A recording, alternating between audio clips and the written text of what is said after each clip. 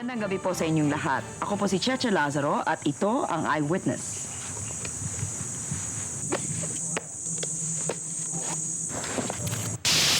Itinakdang Environment Month ang buwan ng Hunyo. Kaya ngayong gabi, bilang pakikiisa, isasama namin kayo sa medyo naiibang kapaligiran, ang ilalim ng dagat. Bago tayo mag-umpisa, aaminin ko sa inyong lahat na hindi ako magaling mag-scuba dive. Alam nyo, 2 taon na ako sumusubok sumisid, pero hanggang ngayon, pag sinabi sa akin ng mga producers ko na meron tayong storya na kailangan ka mag-dive, ninenervous pa rin ako. Ha? Alam mo, hindi ko alam kung bakit ko pa ito ginagawa. Unang-una, napakalaking abala. Abutin ka ng siyam-siyam para lang makabisa itong equipment na to. Tapos, hindi lang yun. Nakakatakot yata sa ilalim ng dagat. Ang dami maaaring mangyari sa'yo. Kagaya ko, lagi ko naiisip, baka ako maubusan ng hangin. O kaya, makain ng pating. Mang Bert, tayo na po.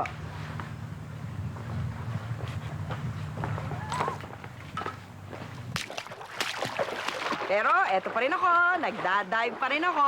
Nagugustuhan ko na rin. At tuwing magdadive kami, nararamdaman ko ang lapit ko sa kalikasan. At talaga namang kamangha-mangha ang nakikita sa ilalim ng dagat.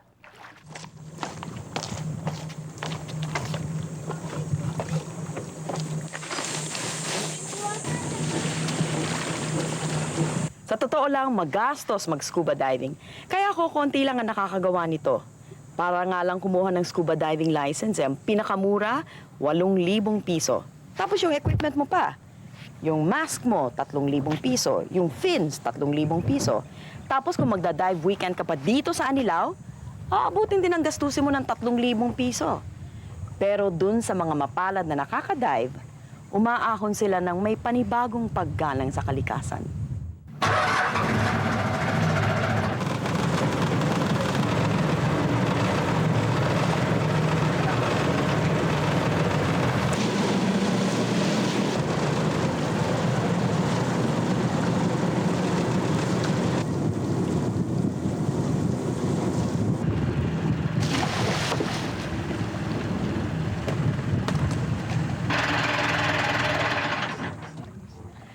Ngayong gabi, dadali namin kayo sa isang dive site na hindi lang pinakamaganda sa buong Pilipinas, kung hindi isa sa pinakamaganda sa buong daigdig. Ang Tubataha Reef National Marine Park.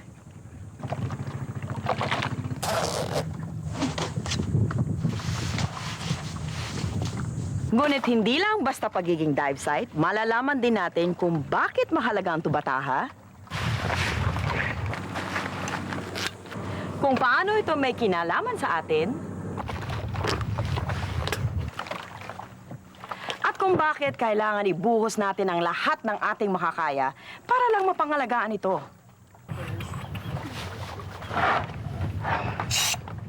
Clear? Clear.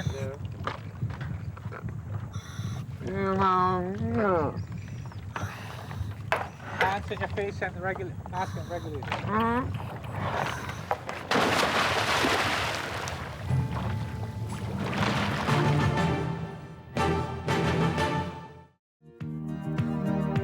Para pumunta sa Tubataha, sasakay ka ng eroplano papuntang Puerto Princesa at 10 oras kang babiyahe papunta sa pusod ng Dagat Sulu.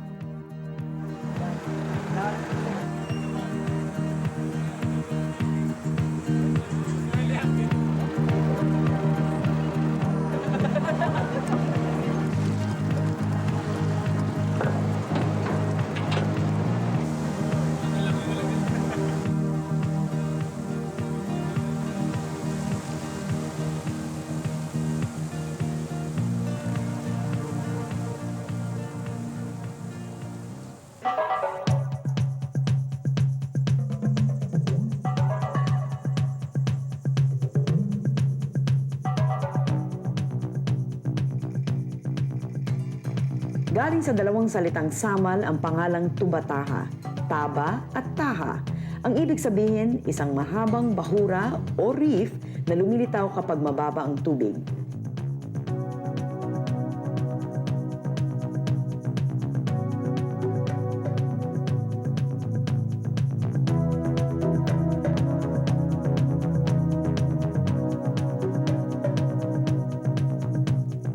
Sa laki nitong mahigit na 33,000 ektarya, maituturing na pinakamalaking coral reef ng Pilipinas at nag-iisang National Marine Park.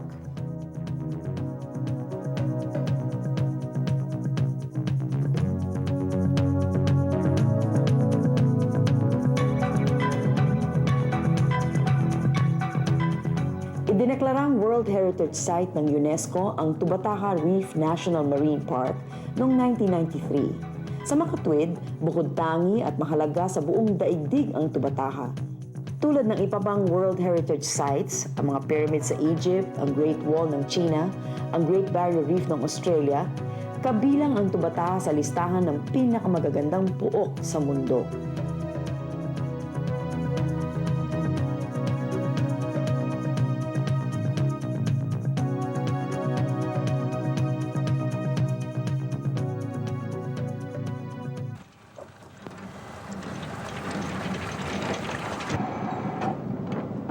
Para mas maunawaan natin kung bakit ganito ang pagturing sa Tubataha, mabuti pang sisirin natin ang kalaliman nito.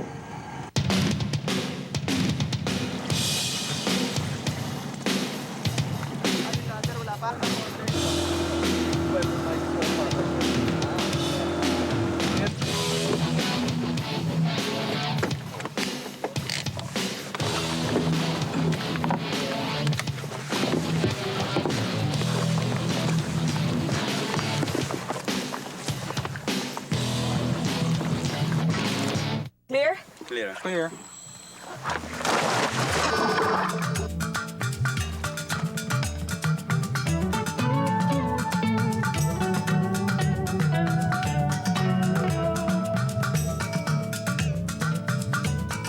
Sa mundo, pinakamayaman sa buhay dagat ang tatsulok na tumatagos sa Indonesia, Papua New Guinea at Pilipinas.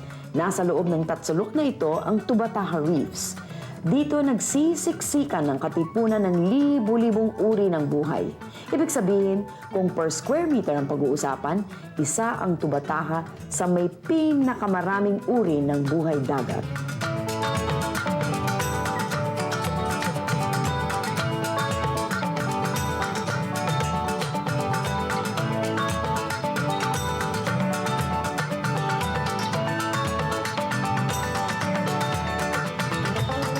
Mga corals ang pangunahing bumubuo sa Tubataha Reefs. Sa katunayan, malalambot na mga munting hayop ang mga corals, kapamilya ng mga anemones at dikya. Polyps ang tawag sa mga ganitong hayop. Buhat sa milyong-milyong polyps nagmumula ang corals at milyong-milyong corals ang bumubuo sa isang coral reef.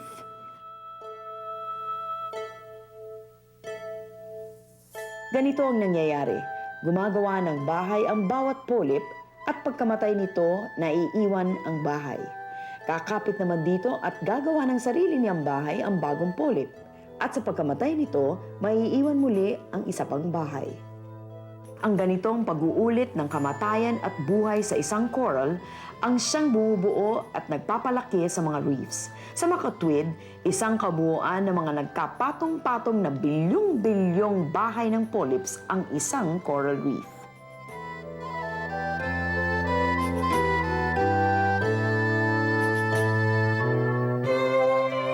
Sa paglipas ng milyong taon, namuo ang mga kalipunan ng corals ng Tubataha Reefs sa mga gilid ng mga nakalubog na bundok at dating isla.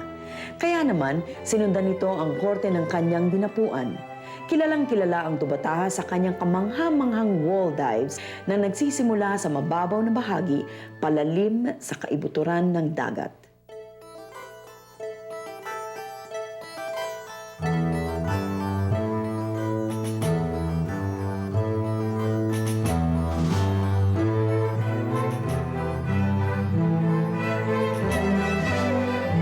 Mababakasan sa mga coral reefs ang kalusugan ng kapaligiran. Sa kanila mo makikita ang mga pinsalang dulot ng kalikasan, tulad ng mga pag-init-lamig ng panahon, mga bagyo, at pinsalang dulot ng tao, tulad ng mapanirang pangingisda at polusyon.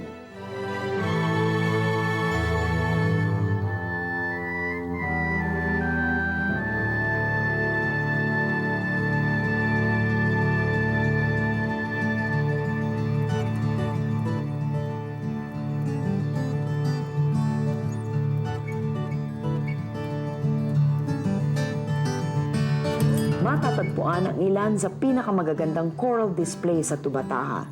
Narito ang isang halimbawa ng good coral cover. Pansinin niyong walang cut ang andar ng video. Pansinin din ninyo ang mga kulay at mga uri ng coral sa Tubataha.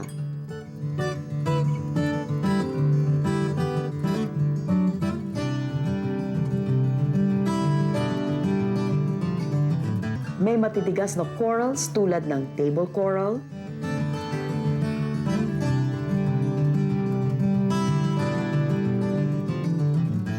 staghorn coral,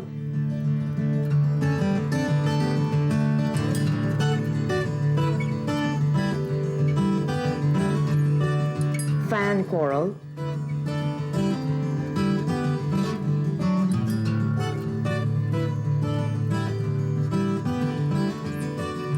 basket coral,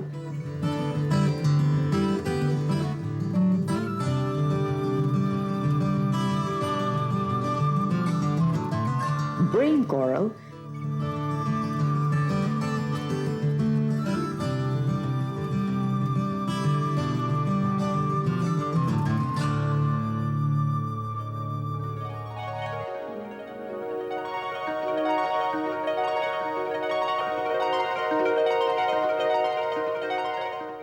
at meron din mga soft corals na tila sumasayaw sa tubig.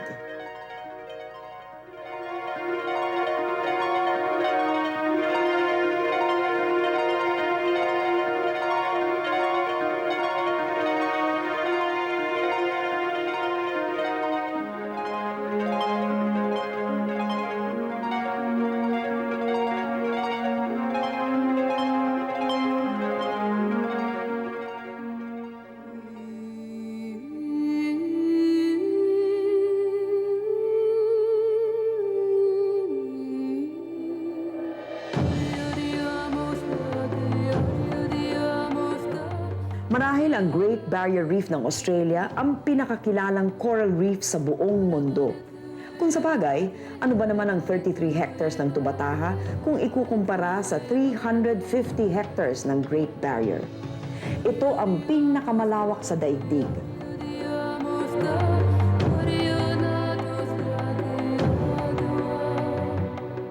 Tulad ng Tubataha, World Heritage Site din ang Great Barrier Reef. Ngunit higit pa, kabilang pa ito sa 7 Wonders of the World.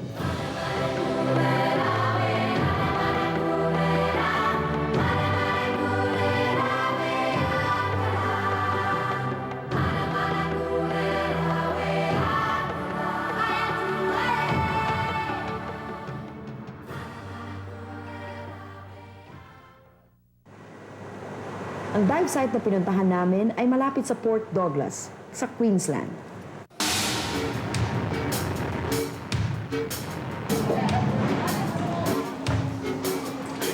It's fine.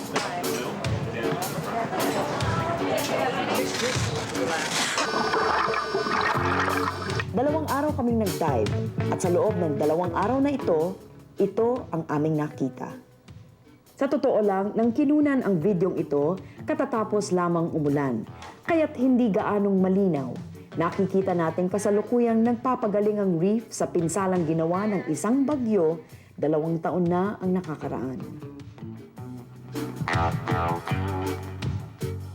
Tuwing bumabagyo, sumasabog ang buhangin at nababara ang mga corals. Dahil dito, hindi nakakatanggap ng sinag ng araw ang coral at unti-unting namamatay.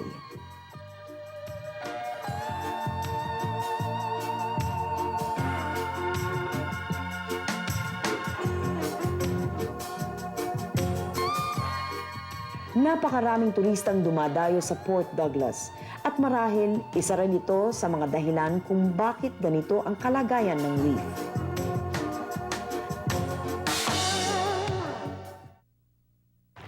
Sa pagbabalik ng Eyewitness, makakasama natin ang mga taga-Tubataha.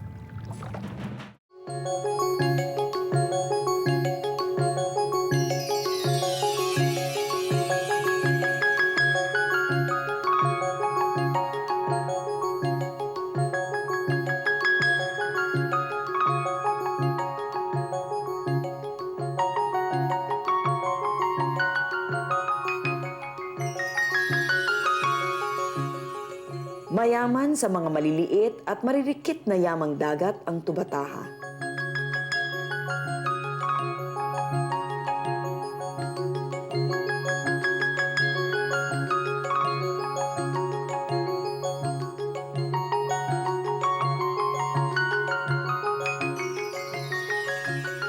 Ngunit natatangi sa Tubataha ang malalaking hayop.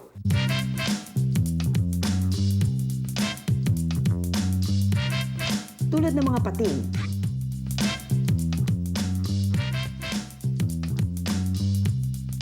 Alam niyo bang 400 million years ago may mga pating na?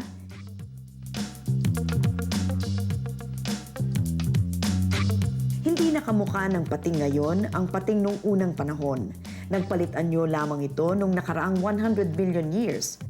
Kung gayon, 3 beses na mas nauna pa palang pating kaysa sa dinosaur. At 100 beses naman mas nauna ito kaysa sa tao.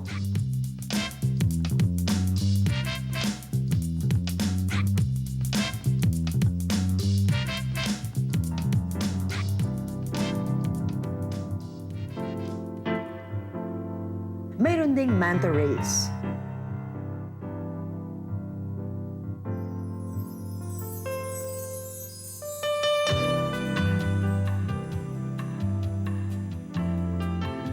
Mga 6 hanggang 7 talampakan ang haba ng manta ray sa Tubataha.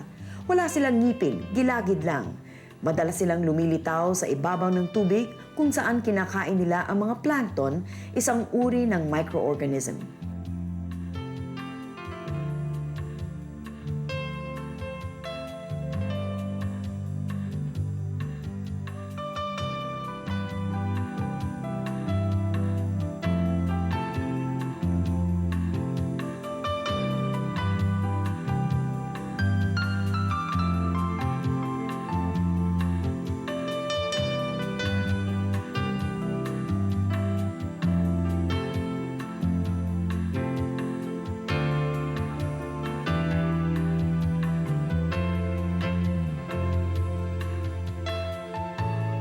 Isa pang ray na nakikita dito, ang shovel-nose ray.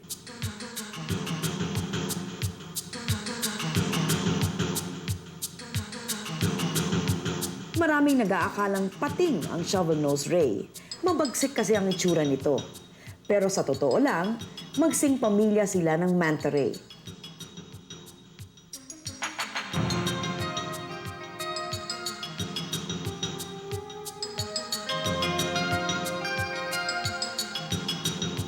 Iba pang kamag-anak ng manta ray. Ang stingray,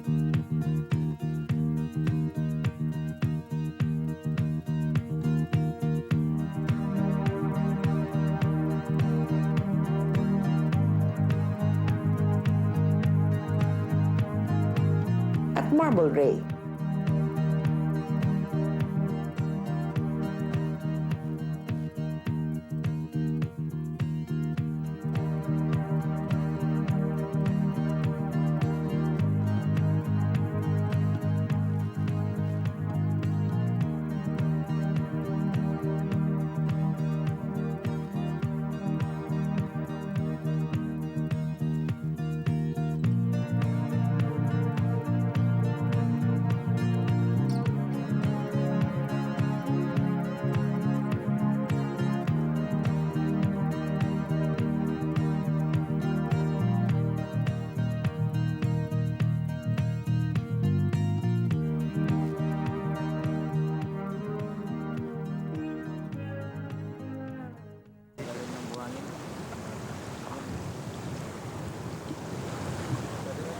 How cute, ha? Dapat kanina pa siyang madaling araw eh. Tulungan na natin. Gusto mo? Hulog boys! Tapos ibaba mo saan pa bago mabot sa tubig para makakuha pa ng gapang.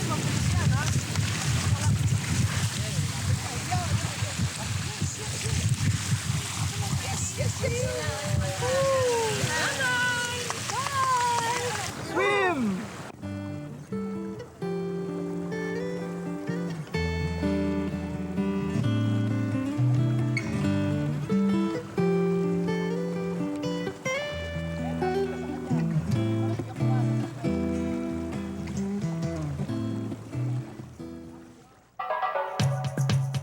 Makikita rin sa Tubataha, iba't ibang uri ng mga pawikan.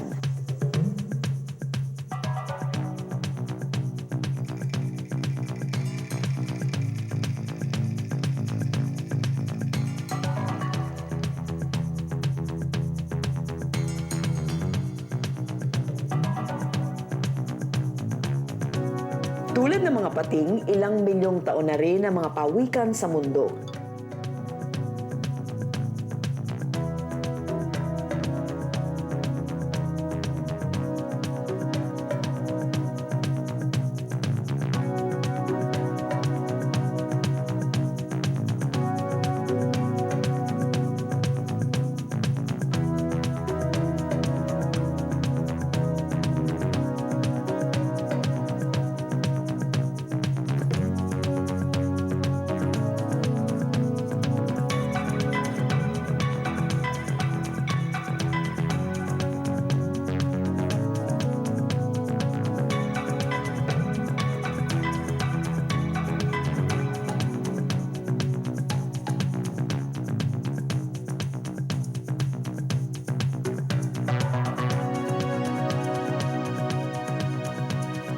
Nangingitlog ang pawikan ng higit pa sa 100 mga itlog. Parang ping-pong. Balot na pala yan, no? Ito, bago.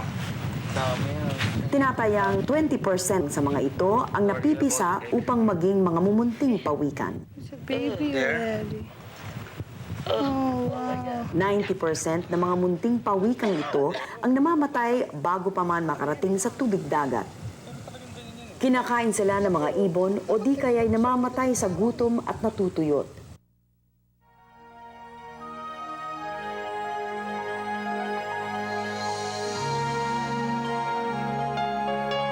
Tuwing nakakakita ako ng mga pawikan, lagi kong tinatanong sa sarili ko kung ano kaya ang pinagdaanan nito para lumaki ng ganito.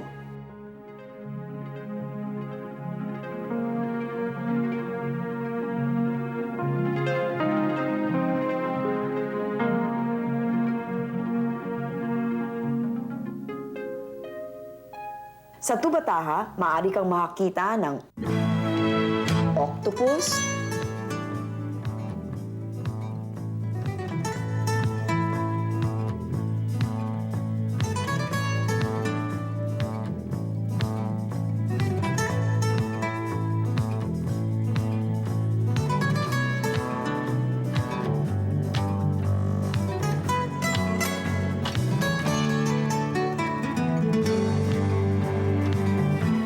Titan trigger,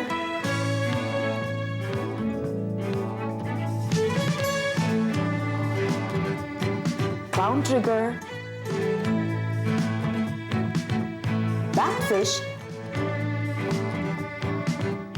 lapu-lapu,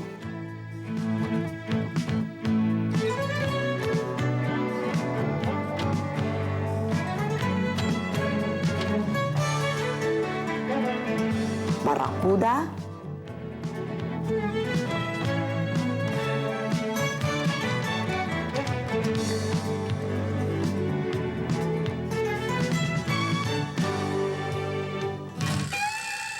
at sari-sari pang isda.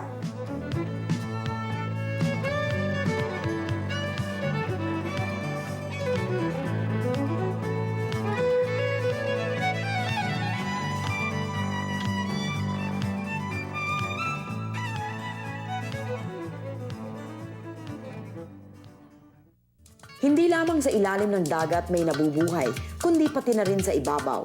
Sa hilagang bahagi ng Tubataha, may isang maliit na pulo. Sa pulong ito, matatagpuan mo ang mga boobies.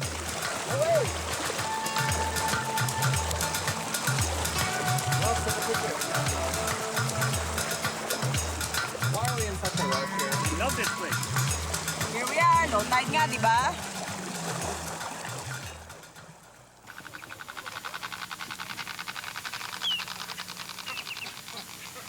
Endangered species na ang mga boobies sa Bird Islet. May panahon noong talagang napakarami nila, ngunit itinataboy sila ng mga bumibisita at kinukuha ang kanilang mga itlog. Ngayon, upang iligtas sa mga boobies, walang nakakatungtong sa bird eyelet na walang permiso mula sa DENR.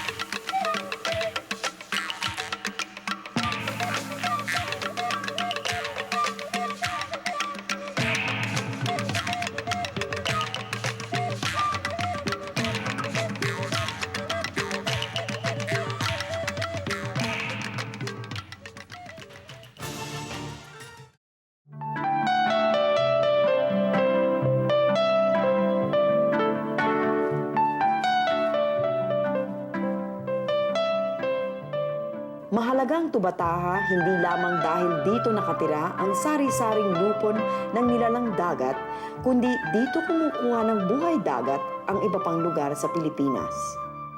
Ang tubataha ay parang nursery ng marine life. Tubataha reefs ang nagtutustos sa dagat sulu at Palawan reefs ng mga fish fry, larvae at iba pang mga organismo.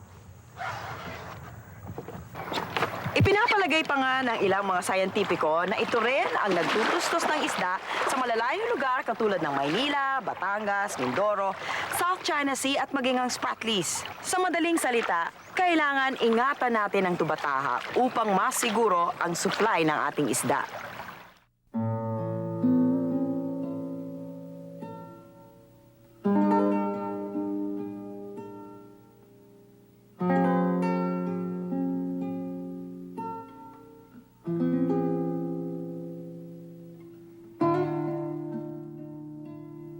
Mabagal lumaki ang mga corals, mga 1 hanggang 10 sentimetro lamang sa isang taon. At kapag nasira o naalis, maraming taon ang kakailanganin bago sila makabawi o mabuong muli.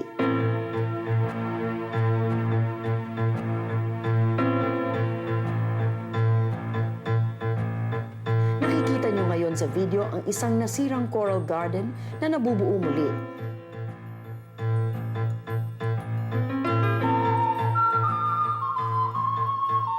Dalawang taon na ang lumipas mula ng pinasabugan ng dinamita.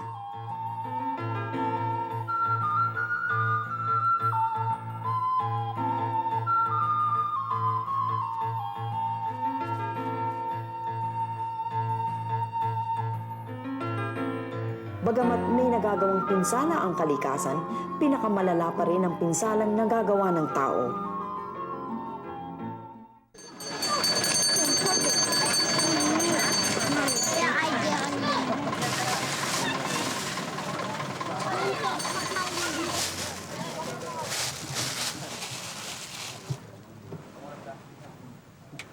Kasi pagka maraming gas, hindi na masyadong pumuputok. Mahina ang putok. Titistingin natin kung sisiklab na. Yun. May siklab. Puputok na yun. Wala ang phosphor. Kakabit dito.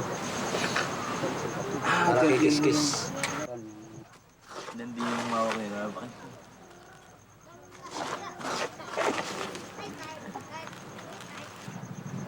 Nagkasa na. Nakain na pala.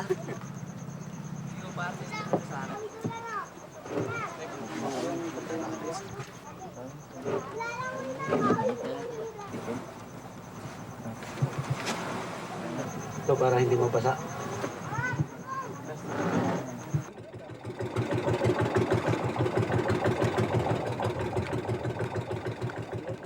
Sa videong itong kinunan sa Mariveles, Bataan, mukhang hindi gaanong nakakapinsala ang dynamite fishing.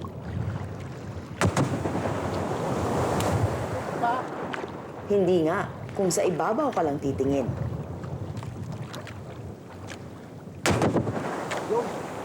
Hindi nga. Malaking bahagi ng tubataha ang napinsala na.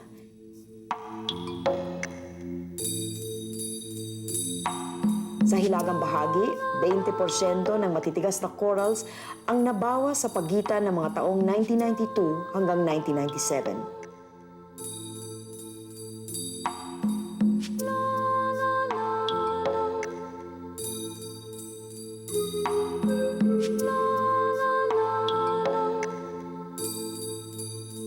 Isa pang malaking panganib sa mga coral reefs ang cyanide fishing.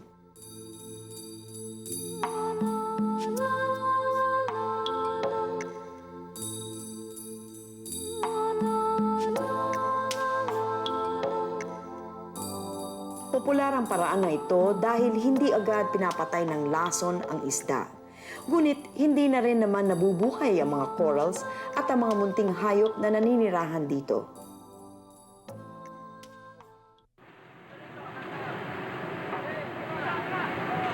Isa pang panganib sa mga reef environments ang overfishing. Pinapababa nito ang bilang ng ilang nilalang ng dagat. At dahil dito, nasisira ang balanse ng ecosystem. Isa pang mabigat na pasanin sa Tubataha ang turismo.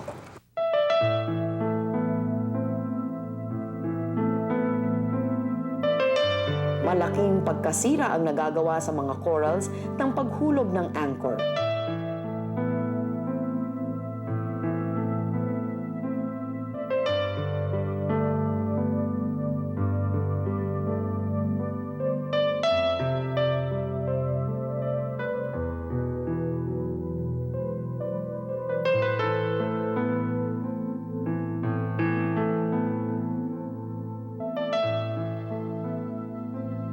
Isipin mo na lang kung ano ang maaaring mangyari kapag kinaladkad ng barko ang anchor na nakabaon sa reef.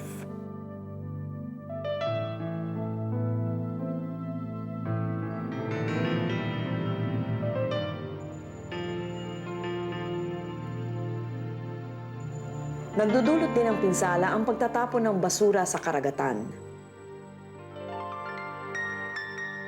Alam ba niyong mukhang dikya o jellyfish ang isang plastic bag na lumulutang sa dagat?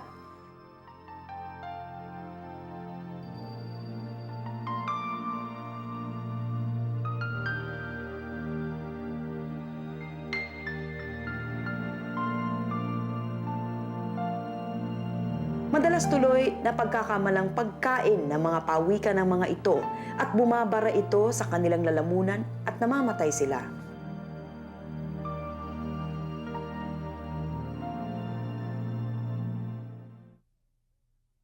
May umuusbong na kamalayan ngayon na magkakaugnay ang lahat sa mundong ito. Nasa kung anong paraan may kinalaman tayo sa isa't isa. Kaya ako itatapon natin sa tamang lugar ang mga basura kagaya ng plastic na hindi naman natutunaw kung iwasan natin mangolekta ng coral o kung hindi tayo order ng shark's fin soup. Makakatulong tayo sa pagliligtas ng ating kapaligiran. Dapat lang naman, nasa piling natin ang isa sa pinakamagandang coral reef sa buong mundo.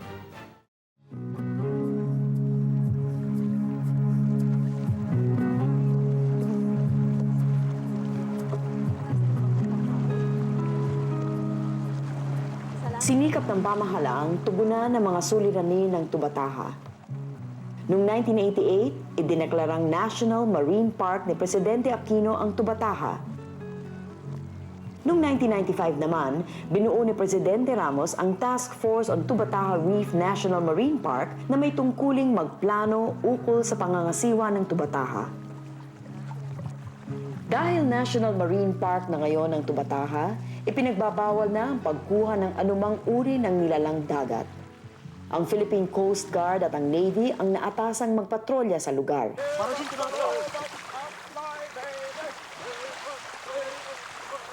Nagkaroon ng Navy ng kanilang himpilan sa North Tubataha kung saan may 7 tanod na tumatao. 2 mula sa Special Warfare Action Group, 2 mula sa Naval Task Force 41, 2 mula sa Navy's Underwater Operation Team, at 1 tao para sa radio communications.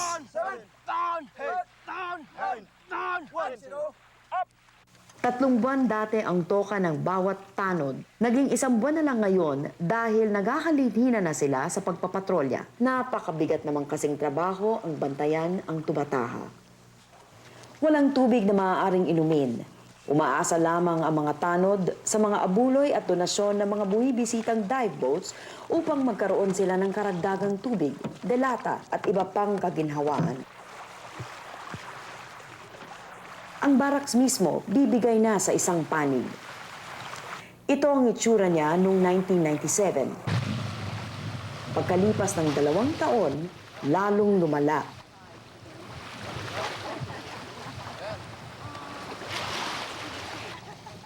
Nananalangin na lang ang mga tanod na hindi ito matuluyan. Ang kakulangan ng kagamitan ang pinakamalaking problema ng mga tanod. Tuloy, halos imposible sa kanilang maisagawang mabuti ang pagpapatrolya sa buong 33 hectares ng Marine Park. Isa pang problema ng pamahalaan, ang mabigyan ng mga mangingisda ng tubatahan ng iba pang hanap buhay. Karamihan sa kanila, isang kahit, isang tuka lamang. Hinihiling nila ngayon na mabawi ang kanilang hanap buhay. Kumbaga, payagan silang mga isda sa kabila ng pagbabawal. Sa katunayan, may iminumungkahi namang mga sagot ang management plan sa pagtugon sa problemang ito. Hindi pa nga lang na ipapatupad. Noong 1997, nabuo ang unang balangkas ng management plan at ipinailalim sa isang multi-sectoral consultative process. Noong Oktubre 1998, sa wakas, inaprubahan ng lahat ng 40 kasapi ng multi-sectoral consultative process ang management plan. Ang pag-aagawa ng DENR at ng pamahalaang bayan ng Palawan sa pamumuno ng Tubataha Management Board ang tanging problema na lang ngayon. Ito na lang ang bumibitin sa lubusang pagpapatupad ng management plan. Nandito ako sa Anilao, Batangas kung saan ako unang natutong mag-dive. Simple. Dito ko nga unang nakilala yung mga taong nagdala sa akin sa Tubataha.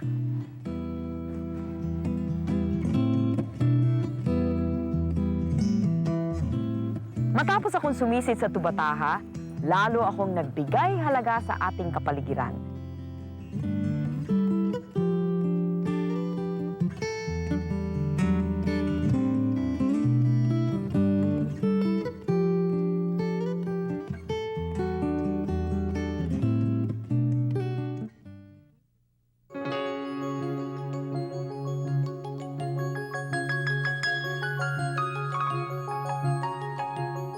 Malaking tagumpay dapat ang paglalagda ng management plan para sa lahat ng mga nagsikap para sa Tubataha. At napakarami nila.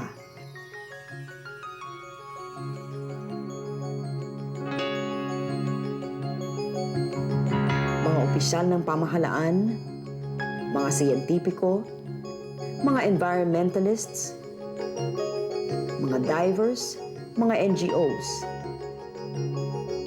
20 taon nang nakakaraan mula nang inalarma ang pagbulusok ng Tubataha. Salamat sa Diyos at tumalima naman ng mga tao. Sa pagsanib nitong World Heritage Site, hindi lamang tayong mga Pilipino, kundi buong mundo ang panalo.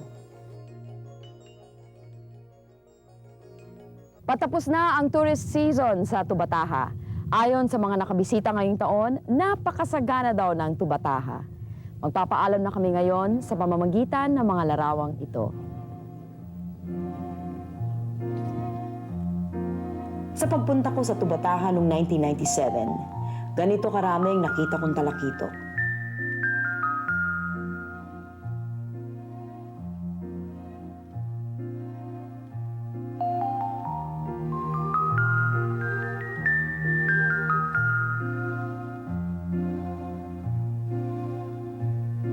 Pero nalungkot pa rin ako. Sapagkat madalas ikwento sa akin ng mga matagal nang nagdadive sa Tubataha ang tungkol sa daang libong talakitok.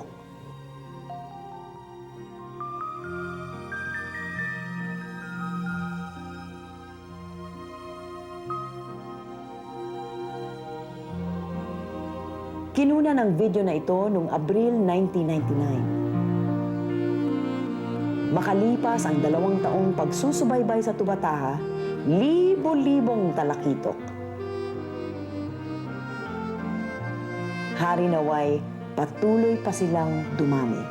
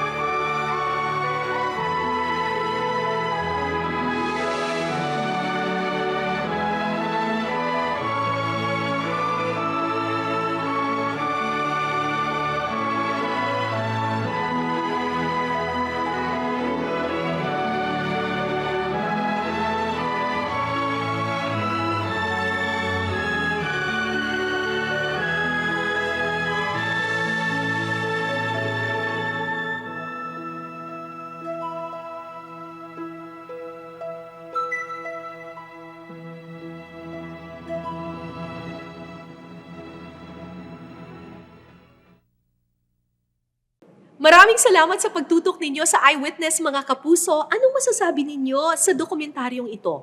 I-comment nyo na yan. Tapos mag-subscribe na rin kayo sa GMA Public Affairs YouTube channel.